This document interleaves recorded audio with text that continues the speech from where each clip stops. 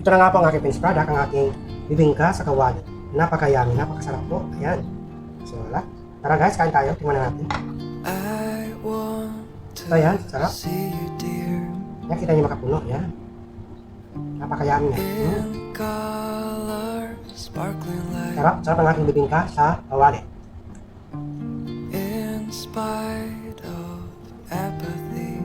Sarap.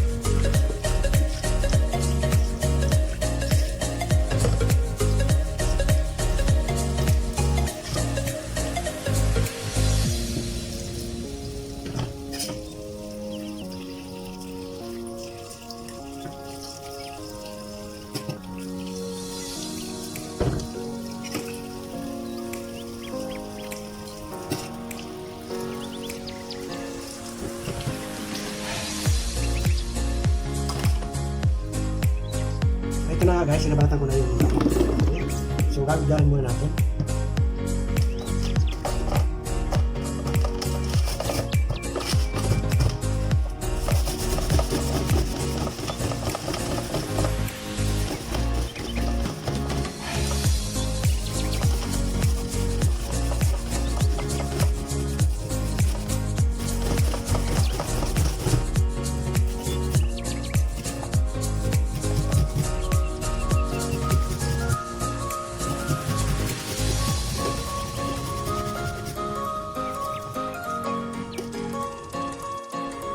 Ilang ako natapos ko na. Dire natin.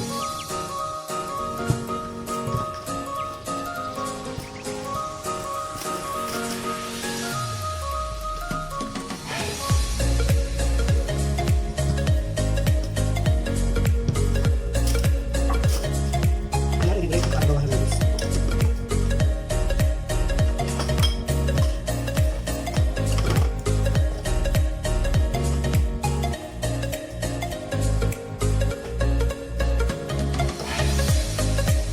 So ito na nga guys, natulog ko yung aking ginagyan ng pusong kaso. So pipiga natin, babawasan pa natin, kaya yung matanggal natin. So babawasan pa rin siya ng pipigay. So yan guys, gamit ako ng fishnet, lalagay ko siya dito para mas mabilis ako masabag. Yan, transfer ko siya dito.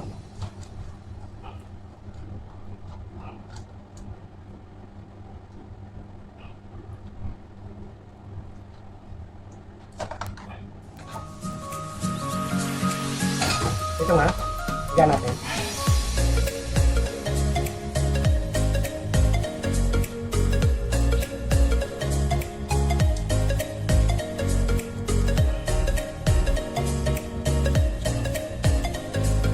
Wala kayo fishnet, pwede kayo gumamit ng katsa. Ng katsa. Iwasan natin ng juice. Kasi halo natin ng condensed milk. Saka macapuno. So ang ating gagawin ay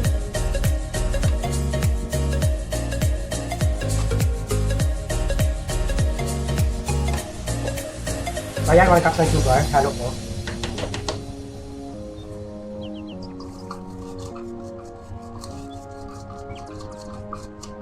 And then yung condensed milk, gamit ako ng isang latang condensed milk.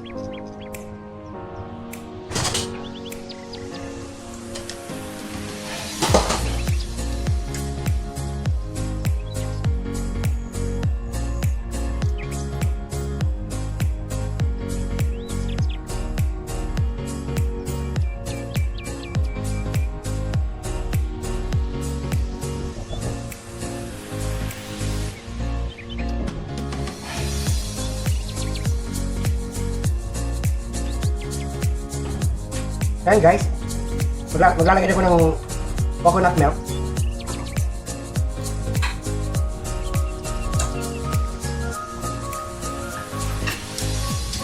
Yan, coconut milk maglalagay din ako. Kali natin. Ayan, isang cups. Ano ko ito ba lang tayo yung dapat.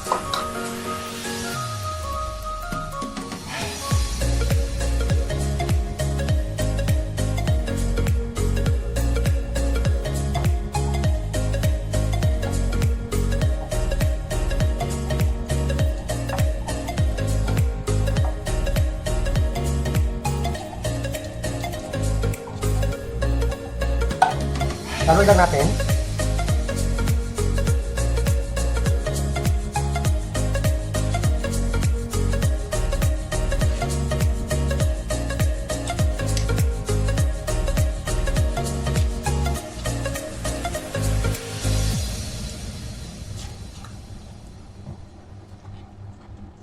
Ayan na siya.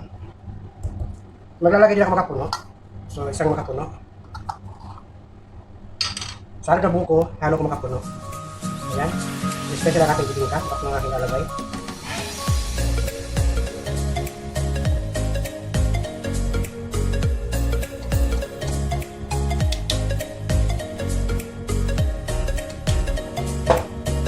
Ayan, makapuno.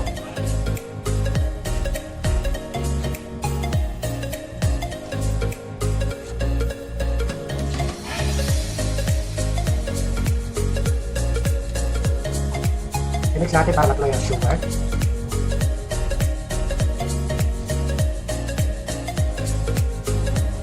Maglalagay din ako ng iodized salt. 1/2 teaspoon. Tapos, unsalted butter. So, kung salted butter na ginamit nyo, huwag kayo maglagay ng asin ng iodized salt. So, gamit ako ng 6 na teaspoon.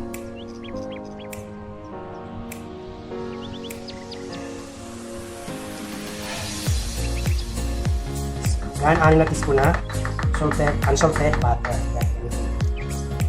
Tapos yung tira, iyan natin ibabras natin sa kawali para hindi siya chicken. Pero kung ang gamit nyo na kawali, yung non-stick, pwede na siyang paglagyan ng butter.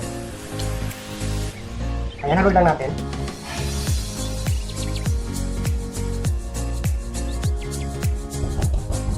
Gamitan natin ng whisk para sigurado na tapos yun.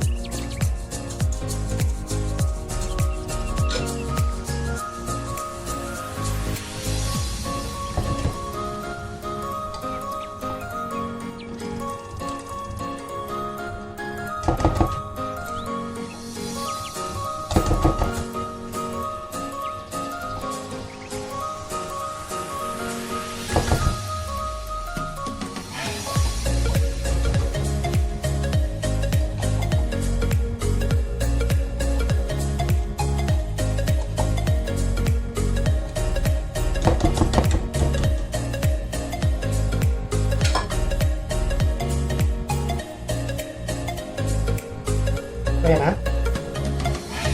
Halo ko na siya maigi. So next natin gagawin, pakay tayo ng painitin natin yung kawali. Nalagay na ako ng ano yung ating pan, pagluto ng bibingka.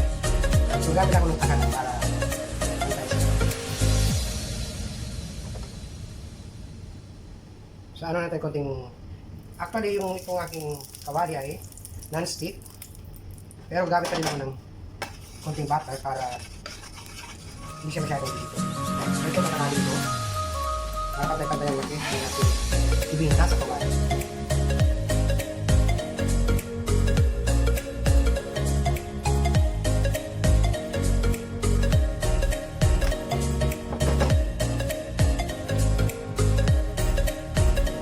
Sana na tayo. Ayan, sangit. Huwag lang natin kakapalat para mag-isip.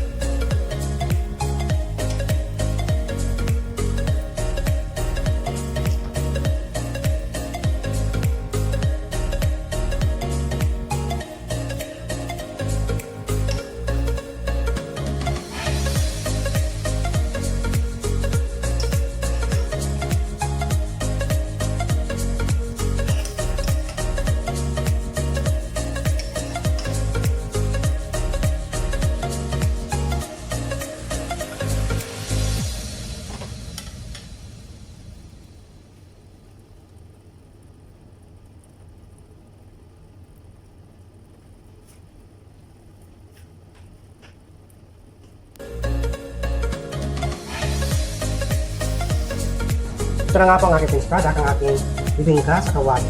Napakayami, napakasarap po. Yan. So, diba? Tara guys, kain tayo. Tingnan natin. So, yan. Sarap. Yan, kita niyo makapuno. Yan.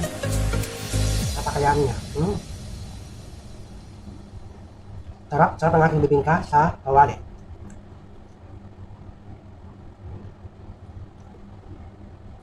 Sarap.